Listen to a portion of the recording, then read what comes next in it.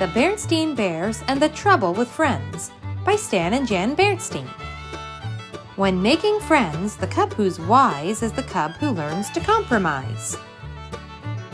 Sister and brother bear, who lived with their mama and papa in the big treehouse down a sunny dirt road deep in bear country, were not only sister and brother, they were playmates, and they got along pretty well, most of the time. But brother was quite a lot older than sister, almost 2 years, and sometimes he wasn't much interested in the games she wanted to play, especially when sister got a little bossy, which she sometimes did. "Now," she said one day as she came out of the treehouse with a big armload of her dolls and stuffed animals, "we're going to play tea party. You sit there and be the papa, and I'll sit here and be the mama." "Aw, gee, sis," said brother. "I'm too old to play tea party. Why, if Cousin Freddie or any of the guys saw me, I'd never hear the end of it. Why don't you find somebody your own age to play tea party with? Besides, I have a date to go skateboarding with Freddie." And he zoomed off, leaving sister all by her lonesome. "All right for you," she shouted. "Oh dear," said Mama, who was watching from the treehouse window. "There goes brother off to play with Freddie again.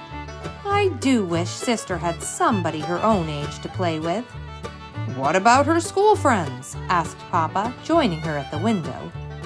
"They all live too far away," sighed Mama as she watched her lonesome sister pick up her trusty jump rope and start jumping with a friendly frog. Soon a butterfly joined in. "She has her forest friends, the frogs and butterflies, to play with," said Papa. "Frogs and butterflies are all very well," said Mama, "but they're not the same as having a cub friend your own age." That's when Mama saw the moving truck out of the corner of her eye. "Look," she said, "a new family moving into the empty treehouse down the road. It certainly would be nice if they had a cub sister's age." Sister saw the truck too, and the car following it. "Somebody moving into the empty treehouse," she said. "I wonder if they have any cubs." And off she skipped down the road to investigate. The truck stopped at the empty house, and the moving bears began to unload it. The car pulled in behind the truck, and the new family got out. There was a mama, a papa, and a little girl cub just about sister's age. Sister could hardly believe her good luck. Just what she needed. A little girl cub to jump rope, play tea party in house and school, and have all kinds of cub fun with. She could hardly wait to say hello. She skipped over and introduced herself. "Hi, I'm Sister Bear. I'm 6 years old and I live just down the road." "Hi," said the new cub. "I'm Lizzie Bruin, and this is my papa and mama, Mr. and Mrs. Bruin. I'm 6 years old too. May I try your jump rope? I can do red hot pepper." And could she ever? Lizzie Bruin was the fastest rope jumper sister had ever seen. "I can jump to 1,000, said sister. "I can do 1,001, said Lizzie, returning the rope. 1,002, snapped sister. 1,003, said Lizzie. "Well, we'll just see about that. Let's have a jump off here and now," said sister. "Let's nod and say we did," said Lizzie. "Say, isn't that a playground over there? Last one there's a rotten egg."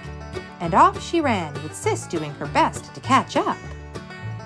"Well," said Mama, who had been watching from the window, "the new cub certainly is a lively little thing. She may be just what sister needs." Sister and Lizzie had quite an afternoon. They climbed to the top of the jungle gym, rode the seesaw, and pushed each other on the swings. They played tag, laughed and giggled, rolled down a grassy bank, and picked wildflowers for their mamas.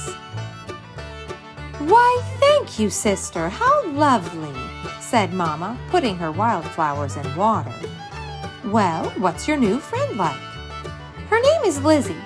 She's 6 years old, she's an only cub, and Sister said. "She's a little bossy." "Oh," said Mama. "Well, you certainly seemed to be having fun." "Oh, yes," said Sister. "I had a lot of fun. A little bossy and a little braggy." The next morning, bright and early, the phone rang. It was Sister's new friend, Lizzie. "Want to come over and play school?" asked Lizzie. "Okay," said Sister. "Bring some of your dolls and stuffed animals," added Lizzie, "because mine aren't unpacked yet." So Sister gathered up some of her favorite dolls and stuffed animals and headed for the treehouse down the road. "Come on in here," called Lizzie from the garage. "My Mama and Papa are still fixing up and putting away, so we're going to play in here. Who did you bring?" "My best doll and stuffed animals," said Sister. "And this is my special teddy that I've slept with every night since I was a baby." Lizzie had set up the garage like a schoolroom. There were boxes for the pupils to sit on, and there was another box for the teacher's desk. There was even a blackboard and chalk for lessons. "This is going to be fun," thought Sister Bear as she began sitting her toys on the boxes. That's when she heard the tapping sound. It was Lizzie tapping on the desk. She had a pretend pointer in one hand and a piece of chalk in the other. "Please be seated, Sister. It's time for your lessons. Today I'm going to teach you the alphabet. The first letter of the alphabet is—" "Now, just a minute," protested Sister. "Who said you were going to be teacher? When I play school, I'm the teacher. And not only that, I already know my ABCs. Sister Bear, if you don't sit down this minute, I'm going to keep you after school," said Lizzie. "Is that so?" shouted Sister. "Well, if you don't give me that pointer, I'm going to keep you after school."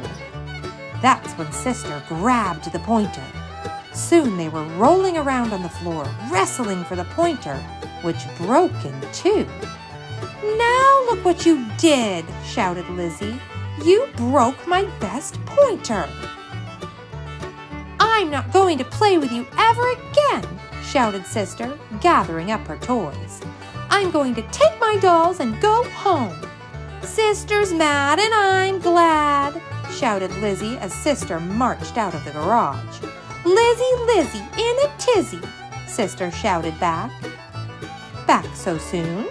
asked Mama when Sister returned looking like a storm cloud.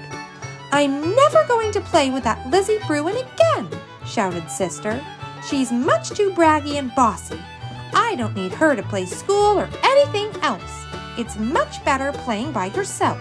When you play by yourself, you can do what you want when you want without having to worry about that Lizzie Bruin." "That's true," said Mama in a quiet voice. "Of course, there are some things you really can't do very well by yourself." "Like what?" asked Sister. "You'd have a pretty hard time pushing yourself on a swing," said Mama. "And I'd like to see you ride a seesaw all by yourself. Most games, like hopscotch and jacks, take at least two to play. And it certainly is nice to have someone to laugh and giggle with." "Maybe so," said Sister, "but Lizzie is much too braggy and bossy. Why does she have to be the teacher when we play school?" "It seems to me," said Mama, taking Sister on her lap, "that Lizzie isn't the only cub that's braggy and bossy sometimes. And of course there is one thing you can do much better by yourself." "What's that, Mama?" "Be lonesome," said Mama quietly. And that's when somebody knocked on the door. It was Lizzie, and she was carrying Sister's teddy. "When Sister took all her dolls and went home, she forgot her teddy," she said. "And, well, I knew it was her special favorite that she slept with since she was a baby, and I thought she might miss it." "Why, thank you, Lizzie," said Mama. "That was very thoughtful of you." "Thank you very much," said Sister, hugging her teddy. "And you can be teacher if you want to," said Lizzie. "Or," said Sister, "we can take turns being teacher." "Terrific," said Lizzie. Great, said Sister, gathering up her doll and stuffed animals again. Last one back to your garage is a rotten egg. And off she scooted, laughing and giggling, with Lizzie scampering after her. Thank you so much for joining us for our story time today. Be sure to like this video and subscribe to our channel to get a new story time video posted just for kids every week.